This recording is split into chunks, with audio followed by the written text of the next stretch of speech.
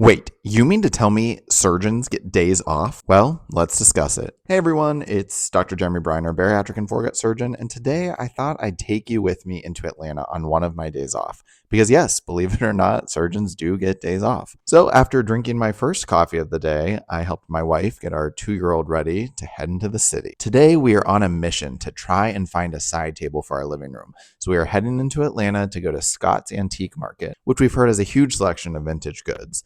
But before we decided to brave an antique show with a toddler, we needed to get breakfast. We decided to go off a recommendation from none other than Atlanta's own Sally Dar and do a bit of a progressive breakfast. Our first stop was Little Tart, where we got the pistachio chocolate croissant and the salted honey oat milk draft latte. 10 out of 10 for both of these. And honestly, the vibes in there were even better. Side note, they have this fun print vending machine. We actually found one of these in Kansas City, so I guess we are collecting them now.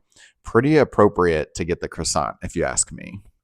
We were then going to get the hash brown casserole from Bomb Biscuits. However, ordering that to go was 50 minutes, and that was not going to be possible with a toddler. So next time, we'll definitely leave enough time to order these. But right next to Bomb Biscuits was our final stop, which was Perk Coffee. We got their Crunchwrap and added bacon, and then got the Good Times latte. The Crunchwrap was incredible and very filling. The latte was so unique. It's a vanilla lavender latte, but then had a habanero sugar added to it. I thoroughly enjoyed it. After eating way too much food and being sufficiently caffeinated, we then ventured to Scott's Antiques. I didn't film much here because, again, we have a toddler.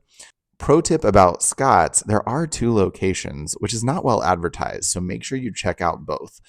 We did find a table, so stay tuned for that at the end. Also, there was this kind of creepy voice-activated horse that my son really liked. I don't know, kind of strange. We did not get that. Now, before going to lunch, we did stop by 2 local bookstores that my wife wanted to check out. First was a store called All the Tropes, which focused heavily on romantasy-type books. And then we went to Acapella Books, which has such a great collection of new and used books, including several first edition copies of pretty well-known books.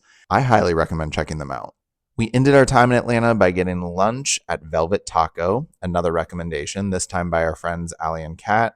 They have a ton of fun tacos. I seriously wanted to try them all, but ultimately settled on the spicy tikka chicken and the chimichurri steak, both 10 out of 10. And as promised, here is the table that we ultimately got, which I think works pretty well in the space. After getting home, we spent the rest of the day playing trains with our son. Overall, it was a great day and honestly just a nice way to change up our normal routine. Thanks for coming along.